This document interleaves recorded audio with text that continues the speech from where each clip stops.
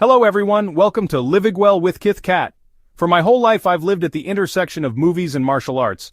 On screen, martial artists move with speed, grace, and power. It's like a dance, but a dangerous one. Martial arts cinema grabs you, makes your heart race, and transcends language. Every punch or kick shows emotion, motivation, and spirit. Thank you for joining me. This is the magic of martial arts cinema. Let's begin. Long before I was born, movies were silent, just pictures and music. Even then, filmmakers wanted to show action and fighting. Early action scenes included judo and jujitsu, especially in the West. Actors used simple throws and grappling, with the camera just watching like an audience at a play. In China, opera was hugely popular, full of acrobatics and martial arts. Early filmmakers cast opera performers who brought flips and stage combat to the screen. Stories were based on legends, heroes, villains, and epic battles. Costumes and makeup were elaborate, movements big and dramatic. In silent films, everything had to be shown with the body. No words, just action. The fighting was expressive, more performance than realism, but thrilling for audiences. These films laid the groundwork for everything that followed. They proved martial arts could be powerful on screen. Even with limited technology, creativity flourished. These pioneers used their bodies, training, and imagination to mix martial arts and movies. They created a new way to tell classic stories. Without them, there would be no kung fu movies, no action comedies, no global phenomenon. They are the roots of the tree of martial arts cinema. Their influence is still felt today. Every punch, kick, and flip on screen owes something to these early innovators. They showed that action could be art. Their legacy is the foundation of everything that came after. We owe them a lot. The journey of martial arts cinema began with their vision, and it continues to grow. From simple beginnings, a global genre was born. The adventure was just getting started. Let's see where it led next. The story moves forward. With the arrival of sound, martial arts movies changed forever. Now audiences could hear the shouts and the impact of every punch. In China, especially Shanghai and later Hong Kong, the first real kung fu movies, wuxia films, emerged. Wuxia means martial hero. These films, popular from the 1920s onward, were based on novels about wandering heroes fighting for justice. The burning of the Red Lotus Temple was a massive hit, spawning many sequels, an early movie franchise. The action was stylized, not realistic. Heroes could fly and shoot energy, thanks to simple effects and wires. The focus was on fantasy and adventure, not real martial arts technique. These films created a formula: a young hero trains with a master, then defeats a powerful villain. This story of growth and overcoming challenges still works today. Different kung fu styles were showcased: northern high kicks, southern strong hands, all choreographed like a dance. Many actors were opera performers or dancers, skilled at learning movements and making fights look beautiful. The fights were designed for the camera, not for real combat. This established martial arts as cinematic performance, not just violence. Early wuxia films sparked a new genre, blending beauty, skill, and fantasy. They set the stage for the golden age of kung fu cinema. The genre was ready to ignite. The next revolution was coming. Martial arts cinema was about to change the world. The seeds were planted. The legend was about to grow.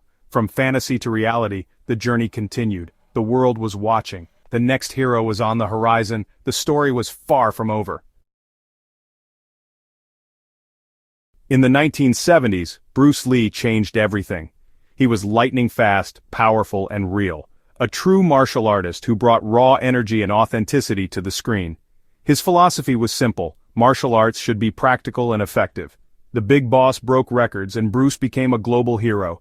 More than an actor, he was a symbol. His legacy is eternal. After Bruce Lee, Hong Kong cinema exploded with creativity. Everyone wanted to be the next legend, but the industry needed a new direction. The 1970s and 80s became the golden age of Hong Kong action. We mixed kung fu with comedy, horror, and epic stories. The Shaw Brothers studio led the way, producing hundreds of martial arts films. Directors like Chang Che and Lau Kar-leung brought authentic kung fu and philosophy to the screen. Movies like The 36th Chamber of Shaolin showed the discipline and hard work behind the action. Jet Li, a wushu champion, brought elegance and speed to films like Once Upon a Time in China. His style was fluid and acrobatic, different from Bruce Lee's raw power. Hong Kong cinema found its own voice, creating unique action choreography, longer, more complex fights, intricate camera work, and daring stunts. These films became popular across Asia and beyond. The competition pushed us to innovate and take risks. They weren't just making movies for Hong Kong, they were making them for the world. This was a true revolution in action filmmaking. The energy was electric. The possibilities were endless. Hong Kong became the heart of martial arts cinema. The world was watching and we delivered. The legacy of this era still inspires filmmakers everywhere. Jackie Chan started as a stuntman, even working on Bruce Lee's films. But Jackie wasn't him. He was just a regular guy who got hurt and made mistakes. So Jackie made fighting funny, showing pain in a way audiences could relate to. He used props, did his own stunts, and made action creative and entertaining.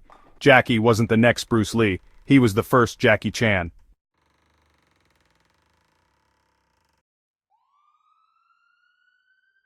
After Bruce Lee's success, Hollywood took notice of martial arts. In the 80s and 90s they started making their own martial arts movies, blending Hong Kong ideas with Western style. Sometimes the results were great, sometimes a bit silly, but it helped make martial arts a global phenomenon. The Karate Kid was a huge hit, focusing on the bond between teacher and student, discipline and inner strength. Mr. Miyagi became iconic, and the film showed martial arts was about character, not just fighting. Action stars like Jean-Claude Van Damme and Steven Seagal brought their own unique skills, kickboxing, aikido, to Hollywood films. Their movies made martial arts cool for Western audiences. Hollywood's style was different, more close-ups, faster editing, creating a visceral feeling. In Hong Kong, we preferred wide shots to showcase skill. This exchange of ideas was exciting. Hollywood learned from us, and we learned from them. The conversation between East and West pushed the genre forward. Martial arts became part of the language of global cinema. The stage was set for even bigger things. The world was ready for the next evolution. The influence of martial arts was everywhere. The genre was no longer niche, it was mainstream and growing fast. The future was wide open. The journey continued. The late 90s brought a revolution. Digital technology. Suddenly filmmakers could do things never possible before. People could fly without wires. Time could slow down. Cameras could move in impossible ways. The Matrix in 1999 blew everyone's mind, mixing Hong Kong choreography with sci-fi and special effects. The Wachowskis, big fans of Hong Kong cinema, hired Yuen Wu-ping to design the fights. The bullet time effect let audiences see every detail of the action. It was a perfect blend of Eastern technique and Western technology. Technology opened up new creative possibilities. Directors could tell more fantastical stories.